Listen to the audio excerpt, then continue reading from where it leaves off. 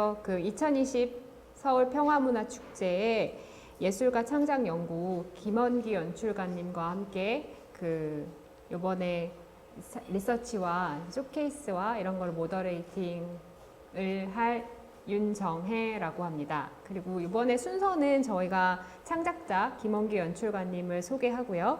그 다음에 우리 이 쇼케이스가 어떻게 이루어졌는지 리서치 과정이나 이런 것들을 조금 풀어서 창작 연출가님하고 이야기 나누는 과정이 있고요. 세 번째로는 이제 어떻게 작품이 구성이 됐는지에 대한 좀 것들을 보게 되고, 마지막으로는 저희가 그 실현 작품을 영상으로 감상하시는 순서로 진행이 되겠습니다.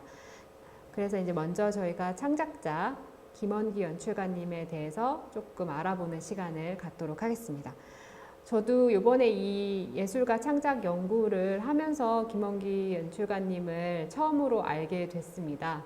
근데 이렇게 뭐 제가 구글링을 통해서 그러니까 좀 많이 찾아봤죠. 근데 너무 다양한 이러한 작업들을 통해서 이 문화예술 필드에서 한 번쯤은 만나봤었을 텐데 너무 이렇게 은둔한 생활을 하시면서 이렇게 내공을 쌓으셨는지 이번에 처음 만나게 되어서 되게 반가웠고요. 그래서 프로젝트 만물상 대표이고 또 작곡가고 또 싱어송라이터고 또 연출가, 지금은 또 극작가로 활동하시고 다양한 장르를 가지고 있지만, 오늘은 그러한 그 타이틀은 다 배제한 채 정말 인간 김원기에 대해서 좀 생각해 보는 자리를 마련했으면 좋고 주목하고자 합니다. 그래서 첫 번째로는 김원기 연출가의 자기다움에 대해서 제가 몇 가지 연출가님한테 질문을 하겠습니다.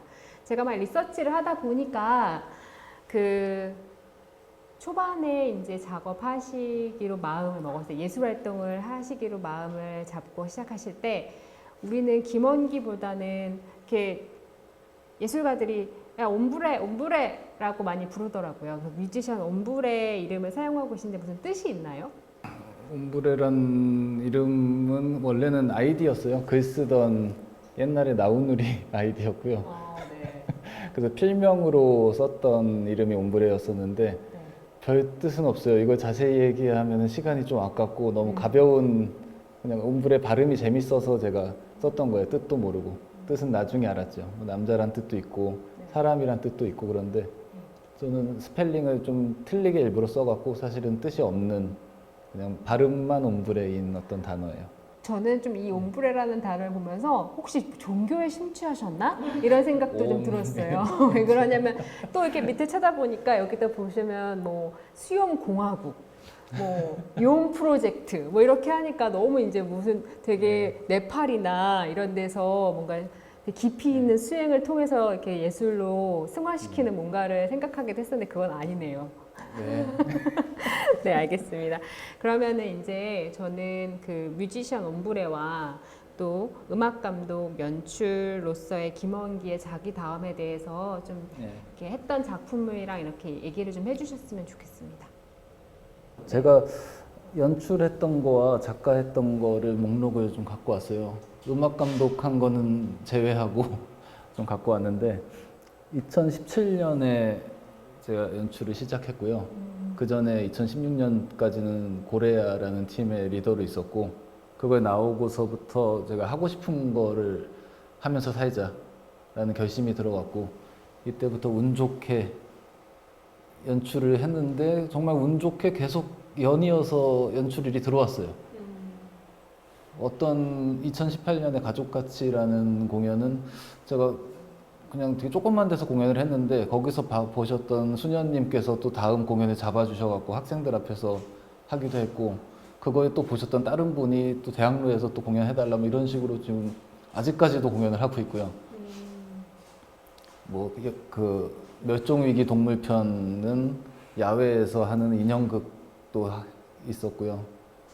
좀 희한한 것들이 저한테 들어와요. 제가 안 해본 것들. 그러면 좀 재밌게 계속 부딪혔던 것 같아요. 그리고 극작을 넘어가 볼까요? 대충. 그럼 작가도 저 글쓰기의 꿈이 고등학교 때까지 있었는데 그런 예, 소설책을 많이 읽었거든요. 교과서는 거의 안 보고 공부하기보다는 책을 항상 이렇게 몰래 봤었는데 그런 꿈들이 연결이 됐던 것 같아요. 이때도 운이 좋게 제가 한번 썼던 비극노이브라는 장편 작품이 있었는데 2018년도에 그거를 보신 민세롬 연출님께서 그 다음에 서로 낭독 페스티벌에 연암 박지원의 작품들로 낭독극을 한다. 저한테 이거 재창작을 맡겨주시더라고요.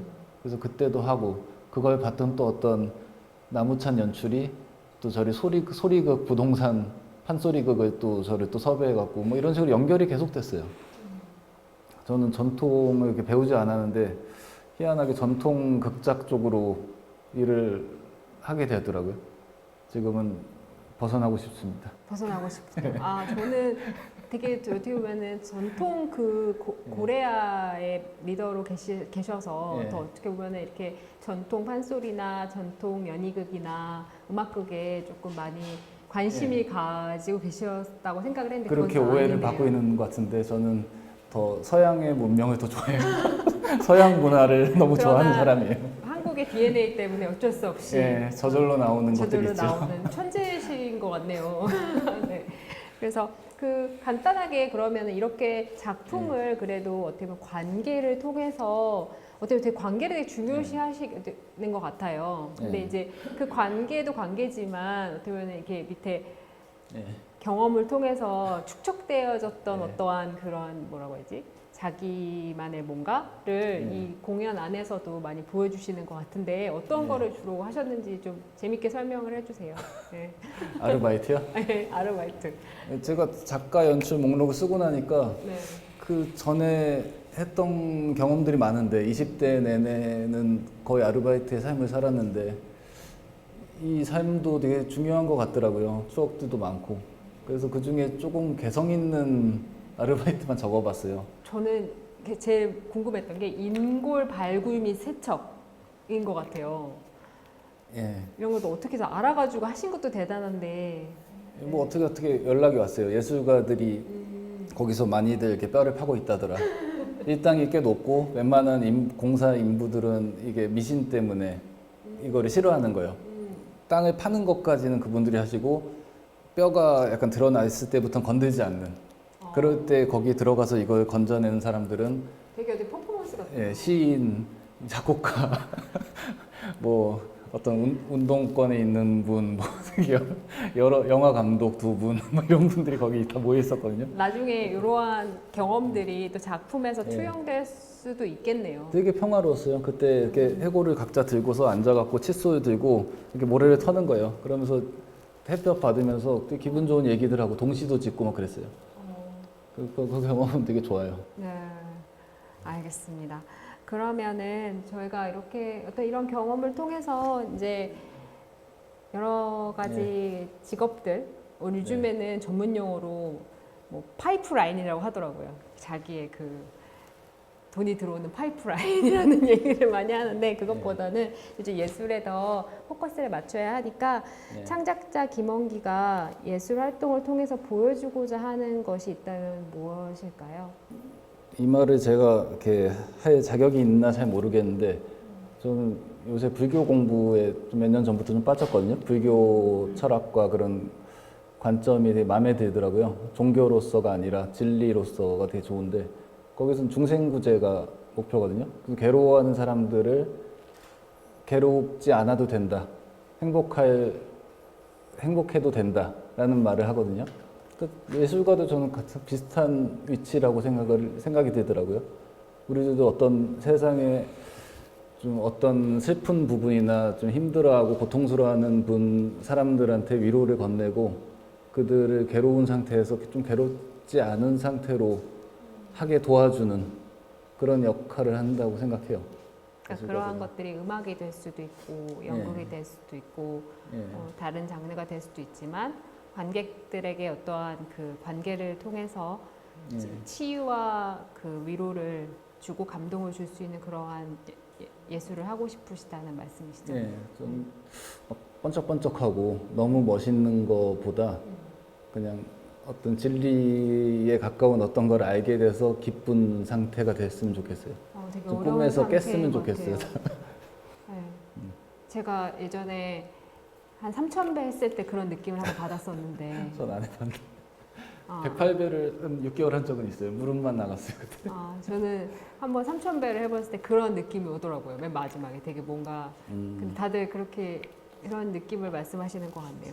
그러면은 저는 아까도 계속 어떻게 보면은 작곡을 시작했고 극작을 시작했고 이제 하면서도 운이 좋아서 이 관계를 통해서 새로운 작업을 하게 됐습니다라는 말씀을 해주셨어요. 네. 그러면은 이 어떻게 보면은 인간 사람 김현기가 생각하는 관계, 네. 릴레이션십이라고 하죠. 관계 같은 거는 뭐라고 생각하세요? 쉽게 얘기하면은 가까이 가도 으르렁대거나 짖지 않는 사이를 만드는 거. 그 동물로 봐도 그렇고요. 관계가 없으면은 겁 먹잖아요. 겁을 먹으면은 공격하는데 그 관계가 생기면은 더 이상 그러니까 공격하지 않는다는 걸 서로 아는 상태. 그러한 그러한 상태가 어떻게 보면 아까 말씀하시는 그 소통을 통한 위로의 그 평온한 상태를 의미하기도 하겠죠? 예, 그럴 거라고 믿어요. 좀 그런 사람들이 많아지면은 이제 차가 막혀도 빵빵대거나 욕을 좀 덜 하겠죠. 네. 이 전체 세상이. 그럼 삶은 되게 평화로워지겠네요. 예. 그럼 바로 저희가 이 질문을 통해서 그 이번 작품을 통해서 또 김원기 연출가님이 생각하신 평화에 대해서 조금 더 얘기를 해볼 수 있을 것 같아요. 그러면 저희가 네. 이번에는 평화 문화라는 주제를 통해서 작년하고 네. 올해 계속 이렇게 진행을 하고 있는데 어떻게 보면은 그 작년에도 김원기 연출가님이 여기서 그 작품을 하셨어요. 네. 그 어크로스 더 유니버스라는 작품을 하셨고 이번에도 그 이따가 보실 작품을 보여주세요. 이거 제목은 우리는 동굴에 숨었고 밖에 괴물이 우글댔다라는 네. 제목의 이제 작품을 보시게 될 텐데요. 그러면은 첫 번째 질문은 김원기 연출이 생각하시는 일상 속의 평화가 무엇인지를 조금 알고 싶고요. 그다음에 두 번째로는 작년에 보여주셨던 어크로스 더 유니버스와 작품과 네. 저도 어떻게 보다가 영상물을 구할 수는 없어서 네. 열심히 리서치를 이렇게 하다 보니까 풀 영상을 좀 보게 돼서 보기 했었어서 좀 알고는 있지만 말씀 듣고 제가 더 얘기를 할 거고 그래서 작년의 작품과 올해 작품이 좀 연관성이 있는지 아니면 어떻게 좀 다른지 그런 것들 좀 얘기해 주셨으면 좋겠습니다. 제가 생각하는 일상 속의 평화는 너무 좋지도 않고 들뜨지도 않고 너무 괴롭지 않은 상태. 좋은 것도 그렇게 좋은 것 같지 않더라고요. 좋고 나면 그 상태를 계속 더 바라니까 그거보다 조금 덜 좋은 상태가 저는 제일 좋아요. 그래서 뭐에 이렇게 너무 빠지지 않는 뭔가 너무 잘 돼서 너무 기쁘지 않은 그 정도가 저한테는 되게 평화적이에요. 그리고 작년에 여기서 저쪽 마당에서 공연을 했었는데 그때는 장르를 엄청나게 섞었어요. 어크로스 더 유니버스라는 작품에서 뭐 탈춤을 하는 전통 탈춤을 하시는 분이 전통적인 움직임도 하고 연희적인 연기로 소를 잡고 뭐 하다가 외계인이 갑자기 오토바이 타고 들어와요. 그리고 락기타를 치고 예, 그러고서 막 갑자기 공격한 줄 알고 싸우다가 나중에는 음악적인 화합을 하고 대화를 하거든요. 왜 여기 왔고 뭐 이런 걸 알게 돼서 행복하게 이렇게 서로 인사를 건네면서 끝나는 뭐 그런 음악극. 그런 음악극인데 제가 그때 황소 역할도 했었어요. 소 옷을 입고서 뭐 그런 것도 했는데 그때도 얘기하고 싶었던 거는 평화 주제인데 우리가 알지 못하면 공격한다라는 그 속성을 쓴 거거든요. 어떻게 아까 말씀하셨던 그 관계에 있어서의 그런 거 비슷하네요. 백정이 외계인을 몰랐을 때는 우리 마당을 침략하러 온 줄 알고 도끼로 공격하려 하지만 그 의도를 알고 나면은 알았을 때는 더 이상 이제 두렵지 않잖아요. 네, 그렇죠. 아는 순간. 그래서 서로 알아가면은 평화로울 수 있다. 이런 주제를 굉장히 B급 코미디 속에 넣었죠. 이번에도 어쩌면 비슷한데요. 지금은 제일 중요한 게 코로나가 코로나, 네. 전 세계를 지금 강타하고 있잖아요. 그런 두려움을 담고 싶었어요. 사람들이 너무 서로도 혐오하고 뭐 지하철에서 싸우는 나이 좀 있으신 분들끼리도 막 주먹 다짐을 그렇죠. 하고 네. 마스크를 안 썼다는 이유만으로 그건 두려운 거잖아요. 자기가 보호받지 죽을까 봐 못하는, 네.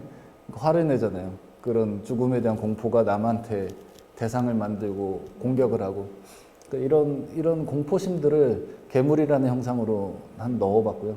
그걸 피해서 간 사람들의 얘기 그리고 거기서 소통을 꿈꾸는 사람들 얘기를 담아봤어요. 이거는.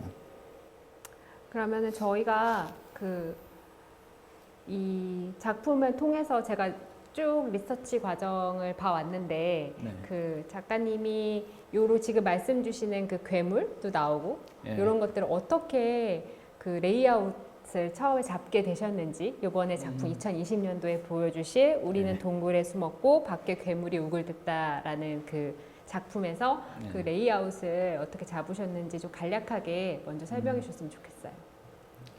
이번 올해 공연 대부분이 저는 비대면 공연으로 뭐 내년으로 미뤄지거나 취소되거나 아니면 영상 송출로 바뀌었거든요. 네.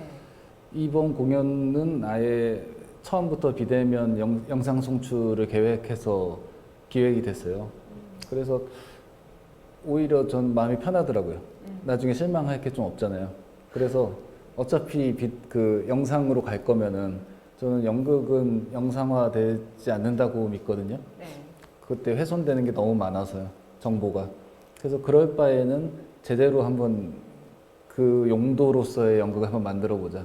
디지털 연극이라는 걸 한번 해볼까 해서 시작했고요.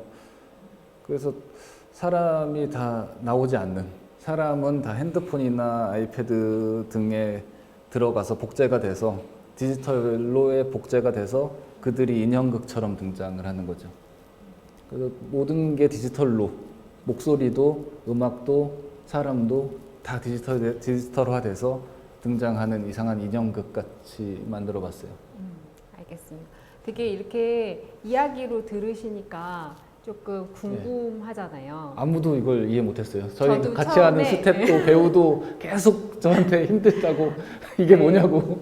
저도 그 연구 페이퍼를 저한테 주셨었는데 예. 주시고 나서 읽어봤는데 머릿속에 정말 그려지지 않는 거예요. 네. 근데 궁금했었고 그래서 이것들 어떻게 표현하려고 하시지? 그래서 그림으로 또 며칠 있다가 보내주셨는데 그게 계속 불신을 받으니까 제가 그림으로도 그려보고 그림으로 보내주는데 그림도 이거 뭐지? 더 어렵다고 더 하더라고요. 어려운 거예요. 차라리 그냥 내가 상상하는 게 더 예. 좋았을 텐데 그래서 저희가 그 메이킹 필름을 좀 준비해 주셨다고 하더라고요. 예, 그래서 있습니다. 궁금증을 좀 풀어주시면 어떨까 싶어요. 네. 한번 틀어볼까요? 네.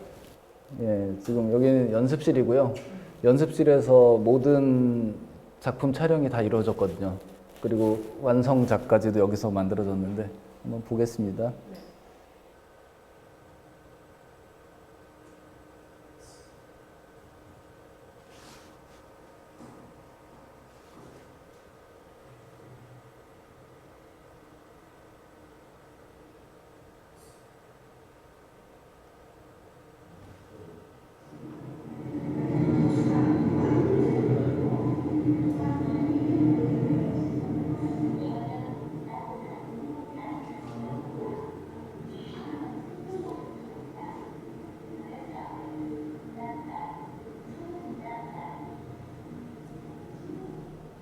우리 사이는 너무 붙어있다. 근데 인사를 건네기에 멀다. 인사는 너무 좋다. 근데 인사를 건네기에 너무 멀다. 우리 사이는 너무 붙어있다. 근데 인사를 건네기에 너무 멀다.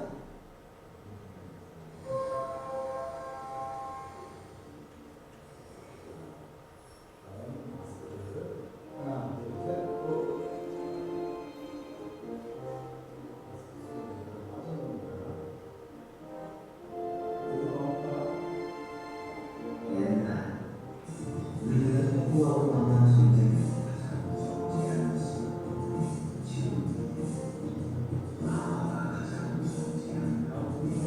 서울에도 그렇게도 바라지 않다. 큰 마음을 찾아왔으니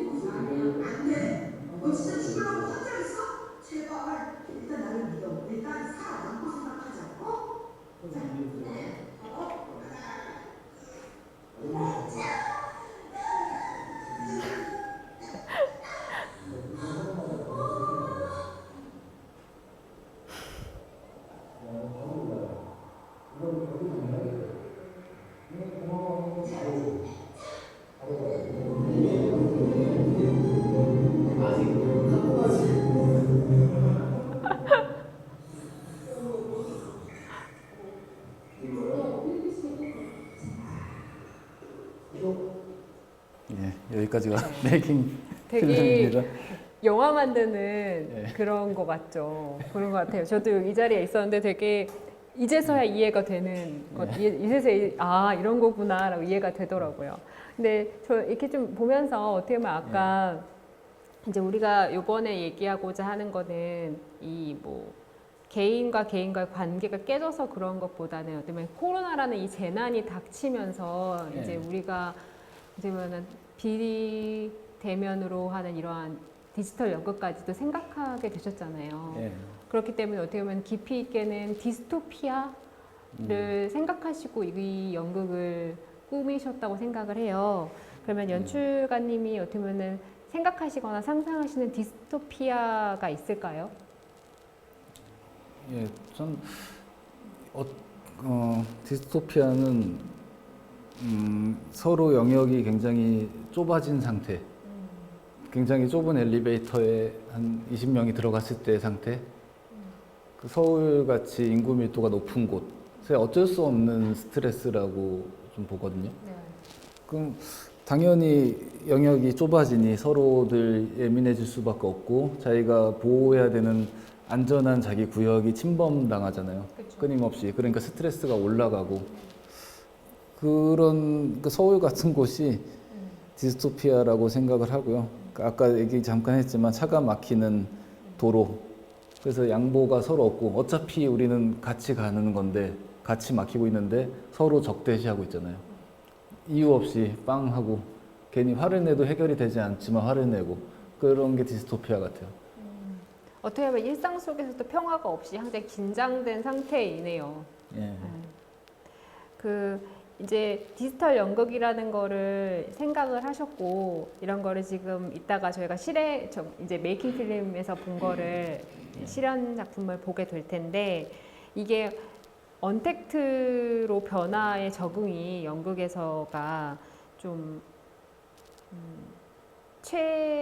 최선일지라는 생각이 최선인지 좀 궁금하고요. 그다음에 이거를 컨택트 정말 우리가 대면하는 게 되게 중요하잖아요. 연극 안에서 그걸로 대체할 수가 있을까요?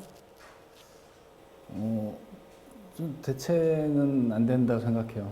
그 사람과 사람이 영원히 만나지 못하는 건 불행하듯이 그렇죠. 연극에서 배우와 관객과 작품도 사람 사이 같거든요. 그래서 만나지 않고서는 연극은 전달될 수 없다고 생각해요. 그래서 그런 얘기를 하려고 사실 작품을 만든 것도 있고요. 그리고 예를 들어서 연애 편지를 쓴다 하면은 연애 편지에는 마음을 담아서 전할 수 있죠. 그리고 그거는 충분히 전달되고 기쁠 수도 있는데 영원히 연애 편지만 주고받으면서 한 60년을 뭐 부부 생활을 안 보고 산다 그러면은 그거는 이상하잖아요. 그래서 지금 뭐 연애 편지 같은 마음으로 몇 번의 대화는 될 수 있다고 생각은 해요. 하지만 나중에는 돌아가야 한다. 예, 그리워할 거라 생각해요. 그러면 이 지금 다음에 작품을 보게 될 텐데 지금 말씀하신 이러한 관계나 뭐 평화에 대한 것들을 이 작품 안에 지금 담아 놓으셨겠네요. 그렇죠. 네. 그러면 한번 볼까요? 네, 저희 그럼 알겠습니다. 작품을 한번 보겠습니다. 작품 제목은 우리는 동굴에 숨었고 밖의 괴물은 우글댔다.